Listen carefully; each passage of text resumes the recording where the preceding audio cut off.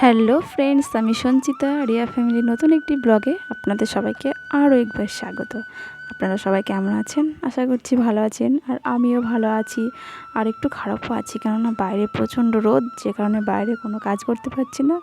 ঘরের মধ্যে কাজগুলো পুরো গুছিয়ে নিয়েছি, তো তারপরে একটু বসে আছি। আর ওদিকে ছেলেও আমার সঙ্গে বসে আছে, ও আমার সঙ্গে অনেক গল্প করছে। ওর স্নানটা করিয়ে দিয়েছি, ও স্নান করে এসে আমাদের কাছে বসে আছে। আর বাইরে এত রোদ, আমি যেই মোবাইলের ক্যামেরাটা একটু বাইরের দিকে ধরেছি, পুরো সাদা, কিছু আমি দেখতে পাচ্ছি না। আর ওদিকে প্রচণ্ড রোদ। আর বাইরে যে আমি বালতিতে জল রেখেছি, দেখছি একটা পাখি এসে খুব সুন্দর স্নান করছে। মানে কেবলমাত্র ঠান্ডা জলটা রেখে এসেছি, তো আর পাখি বুঝতে পেরেছে। আর ও দেখছি খুব সুন্দর স্নান করছে বালতির মধ্যে, পাখনা চুপিয়ে চুপিয়ে। তো তারপরে ছেলে একটু বায়না করেছে, কাকিমা 2 টাকা দাও তো, একটা জিনিস কিনবো। কারণ আমাদের বাড়ির পাশে একটা দোকান আছে, মুদিখানা। তো 2 টাকা নিয়ে কী জিনিস কিনবে কী জানি। ও মানে প্রত্যেক দিন এই দুপুরবেলা টাইমটা হলে ওর 1 টাকা, না হলে 2 টাকা, বেশি কিছু বায়না করবে না, ওই 1 টাকা 2 টাকা, এর বেশি না। তো 2 টাকা নিয়েছে, দোকানে যাবে। দোকানে তো আমাকে যেতে হবে, নিজে যেতে পারবে না, কেননা ও একটু ভয় আছে ওর মনে। আসলে কয়েকদিন ধরে এমনি এখানে সব ছেলে ধার একটু গুজব রটেছে, তো সেই কারণে একা একা দোকানে যেতে চাইলো না। তো আমিও যাচ্ছি ওর সঙ্গে। বাইরে কিন্তু প্রচণ্ড রোদ, কিন্তু আমাদের রাস্তার সামনেটায় মানে 2 দিকেই নিম গাছ আছে, তোর জন্য খুব ঠান্ডা। ওদিকে দোকান থেকে চলে এসেছে, দেখেছেন ও আসছে রাস্তাতে, মানে রোদটা বোঝা যাচ্ছে। আর এদিকটা খুব সুন্দর ঠান্ডা। তাড়াতাড়ি করে ঘরে এসেছি, কী নিয়ে এসেছে আপনাদেরকে দেখাচ্ছি। 2 টাকা দিয়ে অনেক কিছু জিনিস এনেছে। এই যে 2 টাকা দিয়ে 2টো লজেন্স হয়েছে, 50 পয়সা করে 1 টাকা, আর 1 টাকা দিয়ে 500 টাকার একটি নোট পেয়েছে। তো প্রথমে আমাকে বলছে, কাকিমা আমি 1 টাকা দিয়ে লটারি কেটেছি, 500 টাকা পেয়েছি। ভালো কথা, ওই দেখি। এই যে তারপরে দেখছি 500 টাকা পেয়েছে ঠিকই, কিন্তু ওটা নকল টাকা। ভাবা যায়, আমাদের সময় 2 টাকাকে, আমরা যখন ছোট ছিলাম 2 টাকাতে কিন্তু অনেক কিছু হতো, কিন্তু এখনকার সময় কিছু হয় না। তবুও ছেলে 2 টাকা নিয়ে গেছে, তো অনেক কিছু হয়েছে। এই যে 2টো লজেন্স হয়েছে, আর এই যে একটা আচার দিয়েছে, আচারের সঙ্গে ওই যে 500 টাকার নোটটি ফ্রি দিয়েছে। তো বলছে, এই টাকাটি রেখে দাও, এটা তুমি নিবা, তুমি নিয়ে কাপড় কিনবা, এই বলছে আমাকে। ওর কথা ভাবতে ভাবতে মানে আমাদের এমন এমন কথা বলে, আমাদের মাথায় ঘুরে যায়। তো ও ছেলে ওর মতো খেলছে এই যে দোলনাতে, আমি ওপরের ঘরে এসেছি বলে ও আমার সঙ্গে চলে এসেছে। আর আমি একটু ঘরটা চারিদিকটা গোছাবো, কেননা প্রায় সময় মেয়ে এসে এখানে খেলা খেলে যায়, কিন্তু সেরকম তো আসা হয় না ওপরের ঘরে। তো সেই কারণে ঘরটা একটু অগোছালো। তো আজকে তো পঞ্চমীর দিন, আজকে একটু কাজটা একটু কম আছে, রান্নাবান্না নেই যেহেতু, সবই ভিজা ভাত সকালে সব খেয়েছি। আর চিড়ে মুড়ি আম কলা এইসবই খেতে হবে দুপুরে। তো আজকে একটু কাজটা একটু কম আছে, তো সেই জন্য ভাবলাম আজকে একটু মানে উপরে যাই, উপরে গিয়ে ঘরটা ঠিকঠাক মতো গুছিয়ে রেখে আসি। তো প্রত্যেক দিন তো আমার সময় হয় না, কারণ নিচে আমার প্রচুর কাজ থাকে। মেয়ে থাকলে যা হয়, বাচ্চা থাকলে যেটি হয়, তো উপরে আমি আসতে পারি না। তো সেই জন্য আজকে একটু সময় পেয়েছি বলে উপরের ঘরটা পরিষ্কার করতে চলে এসেছি। আর আমার সঙ্গে তো ছেলেও এসেছে, দেখতে পাচ্ছেন। আর ও আসলে কি কাজ হবে? কাজ আমার বেড়ে যাবে, কাজ কম কিছু হবে না। প্রথমে ঘরে এসে আমি বেডটিকে ঠিক করছি, কারণ ঘরের আর কিছু মানে সব কিছু অগোছালো থাকলে, যদি বিছানাটা একটু পরিষ্কার থাকে, তাহলে আছে কিন্তু অত কিছু নোংরা মনে হয় না।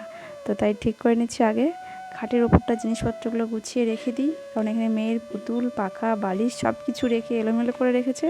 তো এটিকে আগে প্রথমে গুছিয়ে নিয়েছি, তারপরে বাদবাকি কাজগুলো সারবো। তো খাটের ওপরটা আমার পুরো গাছিয়ে রেখেছি। তো এরপরে আমি সোফাটিকে গুছিয়ে নিয়েছি, আর সোফাটাও পুরো অগোছালো ছিল। সোফার কভারটা তো পুরো জড়সড়ো হয়ে একাকার হয়ে গেছিলো, যে কারণে খুব খারাপ লাগছিলো দেখতে। তো সোফাটাও গোছানো হয়ে গেছে। তো ওপরের ঘরে তো সেমন কিছু জিনিস নেই, খাট সোফা একটা টেবিল এই আছে আর কি। তো সব কিছু গোছানো হয়ে গেলে তারপরে ঘরটা পুরো ঝাড় দিয়ে নিচ্ছি। আর সেরকম একটু নোংরা নয়, কিন্তু ওই যে জানলা দিয়ে সব ধুলো আসে না, ওই ধুলোগুলো মানে নিচে পড়ে পড়ে দাগ হয়ে যায়, এই আর কি। তাছাড়া এমনি সেমন কিছু নোংরা হয় না উপরের ঘরে। তো ওই জন্য একটু ঘরটা ঝাড় দিয়ে নিয়েছি। আর আমার তো পুরোপুরি গাছানো হয়ে গেছে। ওদিকে মেয়েও এসেছে, তো চলুন আগে ঘরটিকে একবার দেখিয়ে দিই। এই যে খাটটি পুরো গোছানো হয়ে গেছে, এদিকে টেবিলটা একটু একটু গুছিয়ে নিচ্ছি। আর এখানে গোপোষণার জামা রাখা আছে, অনেক দিন হয়ে গেল কেচে এখানে রেখে দিয়েছি, আমার আর ঠিক করে বক্সে রাখা হয়নি, তো এখানেই থাকে আর কি। তো এদিকে সোফাটাও গুছিয়ে নিয়েছি, আর পুরো ঘরটা আমার গুছিয়ে গেছে, ঝাড় দিয়ে মুছে নিয়েছি। চলুন নিচে, আবার মেয়ে এসেছে, স্কুলে গিয়েছিলো, স্কুলের খাবারটি নিয়ে বাড়িতে চলে এসেছে দেখি। এই যে মিড ডে মিলের খাবার নিয়ে বাড়িতে। আর আজকে তো পঞ্চমী ছিল, সকালে ভিজা ভাত ছিল, তো ভালোই হয়েছে, আজকে ও স্কুলে খাবার পেয়েছে। তো স্কুলে খাবারে আজকে মনে হচ্ছে ডিম দিয়েছে, ডিমের ঝোল। ভালোই হয়েছে মেয়ের খাওয়াটা আজকে, কারণ আজকে বেশিরভাগই দিন মানে বেশিরভাগই বাড়িতে রান্নাবান্না নেই আর কি, সবই ভিজে ভাত। তো স্কুলে খাবারটি দিয়েছে একবার, এতেও শান্তি। একবার তো অন্তত গরম ভাত খেয়েছে আর কি। দেখেছেন বাইরেটা কীরকম রোদ, আমি তো বাইরে একদম কাজ করতে পারছি না। আমার পাপোশগুলো সব রোদে দেওয়া আছে, এগুলো এবার গুছিয়ে গেছে তুলবো, ঘরটা পরিষ্কার করে ঝাড় দিয়ে মুছে আমি স্নান করে নেবো, কারণ অনেক বেলা হয়ে গেছে।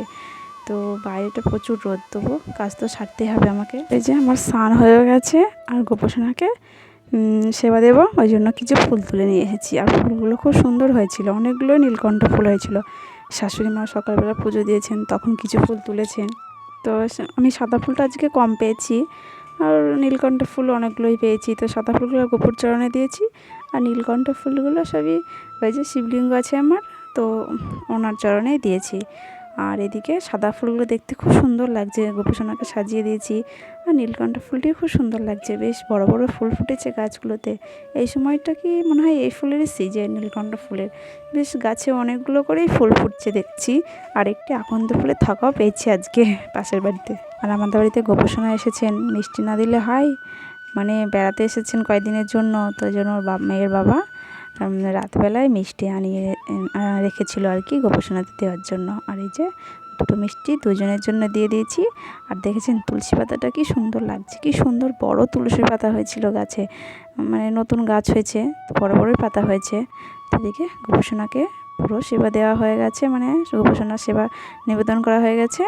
তো আমি এবার বাইরে আমার জামা কাপড় আছে, স্নান করার পর আমার কিছুই মেলে দেওয়া হয়নি, তো সেগুলো মেলে দেবো, তো জন্য বাইরে চলে এসেছি। তো আমার বাইরে আসা দেখে ছেলেও বাইরে চলে এসেছে।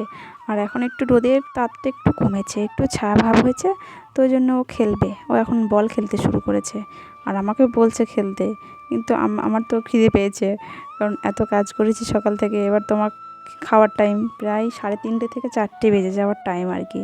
তো তবু ওর সঙ্গে একটু খেললাম, আর খেলতে খেলতে একবার আমার পায়ে লাগলো বল দিয়ে আর কি। তো তবুও ছেলের বায়না, একটু বল নিয়ে খেলছি। আর ওদিকে দেখছি আমাদের মেয়েও স্কুল থেকে চলে এসেছে, তার মানে বুঝতেই পারছেন সময় এখন ঘড়িতে 3:30 থেকে 4টেই বেজে গেছে। তো বেশিক্ষণ খেললাম না, কারণ ও একাই খেলছিল। তারপরে তো আমি একটু ঘরে চলে এসে খাওয়া দাওয়া করে নিয়ে একটু শুয়েছি। আর ঘুম থেকে উঠে তারপরে ভাবছি চুলগুলো একটু আমি বেঁধে নিই। তো মেয়ে এদিকে ওর বন্ধুর সঙ্গে খেলতে গেছে, আর আমি বাড়িতে একাই মানে টিভি দেখছি শুয়ে শুয়ে। তো ভাবছি চুলটা আগে বেঁধে নিই, কারণ পরে হয়তো আর চুল বাঁধার সময় পাবো না, সন্ধ্যাবেলাতে অনেক কিছু কাজ থাকে, তো তখন চুলটা এমনি খোলা অবস্থায় রেখে দিতে হয়। তো ওই জন্য চুল বাঁধতে বসে পড়েছি। তাহলে বন্ধুরা, ভিডিওটি আজকে আমি এই পর্যন্ত রাখছি। ভালো লাগলে অবশ্যই লাইক, শেয়ার, কমেন্ট আর সাবস্ক্রাইব করবেন। দেখা হচ্ছে পরের কোনো একটা নতুন ভিডিওতে। ততক্ষণে আপনারা সবাই ভালো থাকবেন। টাটা।